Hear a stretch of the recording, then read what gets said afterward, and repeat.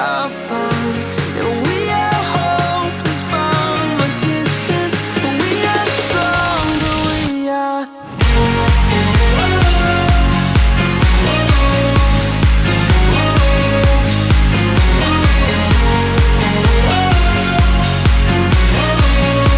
And we are saints, and we are.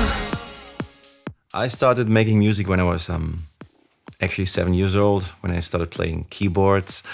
And I got my first synthesizer when I was around 15 years old.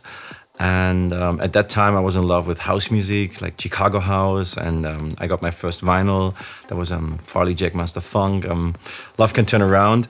And yeah, I just wanted to recreate that kind of sound with my little synthesizer. And I had a drum machine, like an old Yamaha one, old, very like old school. But yeah, I mean, it was the start. And then I got my first computer, I think, when I was a little bit older than that, and 16, 17.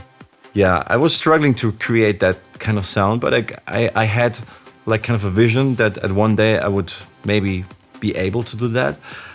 So I just kept evolving my skills, learning, and I sold my old gear and I bought some new gear. So my little home studio grew over the time. And at a certain point, I got the big Logic version, I got a big computer, I got my first Apple. And yeah, I got closer to the sound on which was actually on the records I had. And then I wanted to be a DJ as well at the same time. And so I started playing at my friends' parties, at house parties. Yeah, that's how it actually started. And from then on, I constantly tried to get better and better. And it's been a while, but I'm constantly learning. But it's my thing, it's my passion. I love to just discover new sounds, discover new ways of making sounds, and also getting into like new genres, to explore them, to maybe take something from those genres and put them into my tracks.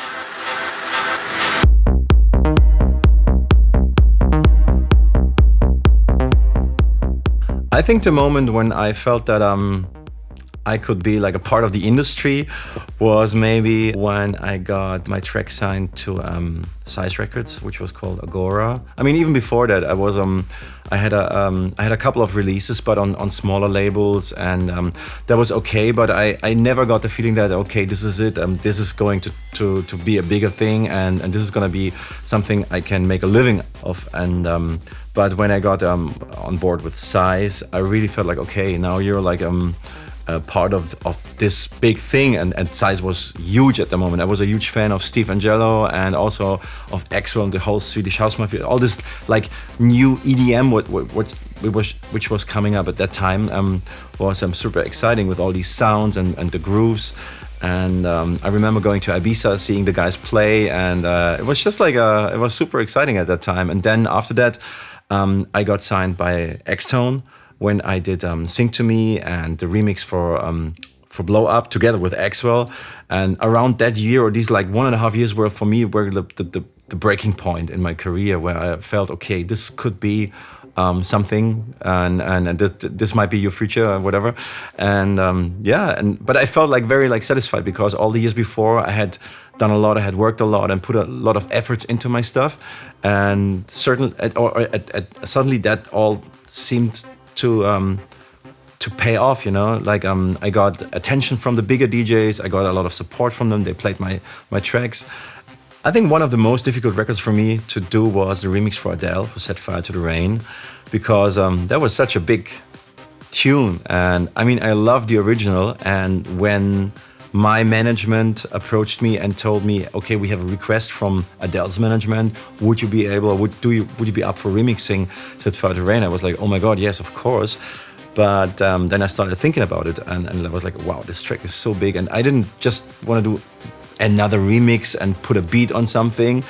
I wanted really to respect the original track and the vibe and the whole song. I wanted to leave the song in my remix, not just take a little bit of a vocal and then drop some beats around it. So it took me quite a while to find the right approach for that. I had like a couple of ideas, and I was working on different ideas at the same time, actually. And then I picked one which I which I evolved into more like of a real arrangement. And then I played it to a couple of people, and I got some feedback. And some of the feedback I used, some of it I didn't. So it was really a kind of a process. I think it took me like 2.5 months to finish the remix, and until I was like really like, okay, this is gonna be the one I'm gonna send off to the guys. And then we sent it to Adele's management, and she had to approve it herself, which she did after like I think like 10 days of waiting. And I was like, wow, man, I need this. I need to know that now. But she actually approved it, and it turned out to be one of my biggest remixes ever, and everybody loved it, and it got on the radio in the US, and it was kind of like the breakthrough point for my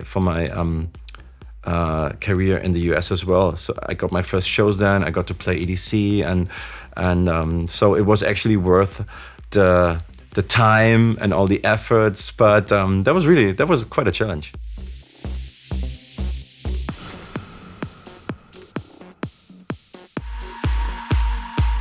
I mean, I always invested my money. Whenever I got a vacation job, I didn't go on holiday. I didn't spend it for anything else. I bought a new synthesizer, a new, I don't know, package of software, whatever, new hardware. And because in the beginning I had like this kind of bedroom studio with just a rack of outboard equipment. I had an Akai sampler. I had like some stuff from Emu, like the Proteus. I had a Korg synthesizer, and then everything. I went through everything, and I had the clavier, the Nord Lead, the Nord Rec, the Virus A, Virus B, and so I went through all these things, and I always tried to be as much up to date with the gear I had as I could afford, but.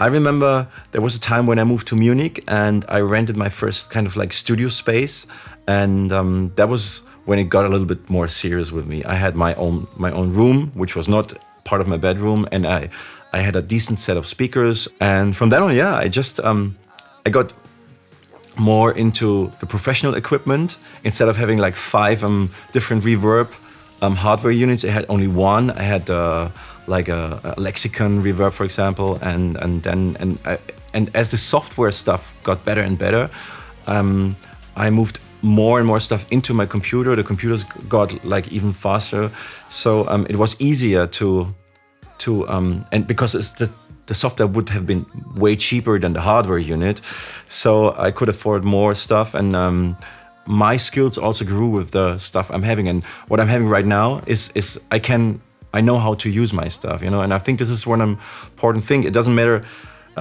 how high the quality of your set or your setup is if you cannot use it, if you don't know how to get the best out of it. So you can even start very simple as long as you know what to do with that, and then you can get bigger. And that's my personal experience. And when it comes to traveling, I take my laptop with me all the time. So actually, I'm only having the laptop. Right now, I don't have a desktop computer anymore. I got rid of that because now, as the laptops are so quick and so fast, and you have a lot of storage, and I even have like a super small hard disk with 1 terabyte, which hosts all my sample libraries, and I can easily take that with me. When I'm traveling, I'm not doing real production. I'd rather say I do like I do edits. I do, let's say, my mixes, DJ mix or whatever.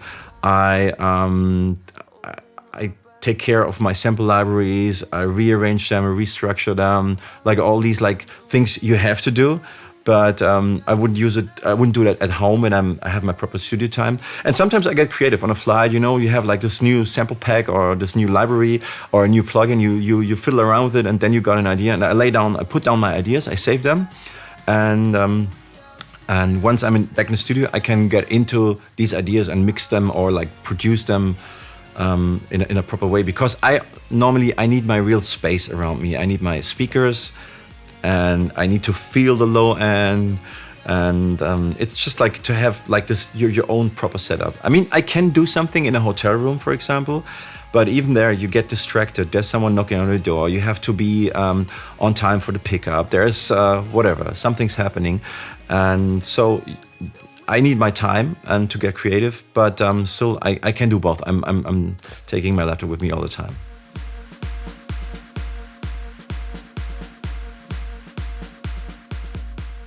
So today we're going to do this tutorial, and yeah, I mean, basically, why do we do it, or why would I do that? I love to explain stuff to people, and because, to be honest, I was really happy to find tutorials online myself, like years ago, so I could see how things are being done. I could learn a lot online, actually, and I think this is a great thing nowadays. You have access to so many, so much information, and there's many people on the internet like explaining you things, and I really appreciate it. And when I did my first tutorials, even the shorter ones or the longer ones, I got a lot of feedback from people online, and even now at my shows. I remember I went to India recently, and there was a guy coming up to me when I was checking in at my hotel, and he knew who I were, and he was like, "Hey man, I just want to thank you for your tutorials. I have a group of friends. We always watch your tutorials. We discuss them, and we get a lot of like results out of them. And this is amazing. You know, I'm in Germany, and then these guys in India, they tell me that they are like using what I'm doing here, and this is one of the most exciting things, that you can be like global without being too global anyway, and that people appreciate what you're doing. And I'm happy to help as much as I'm happy if I can get information from other people. So, and when I got asked by FaderPro to do this tutorial, which is like more, it's a long story, you know, it's the full story of a project. I was like, wow, how shall we do that? And they explained it to me, and I watched some of their videos, and I thought like, hey, this is a cool thing, and I could do that. And I mean, I did my track and myself, and so why not like sharing the way I did it with you guys, and explain how I did some certain things. So yeah, I'm excited, and it's gonna be like a full day of shooting. But I will show you my track from the very beginning, from the first scratch until the final version.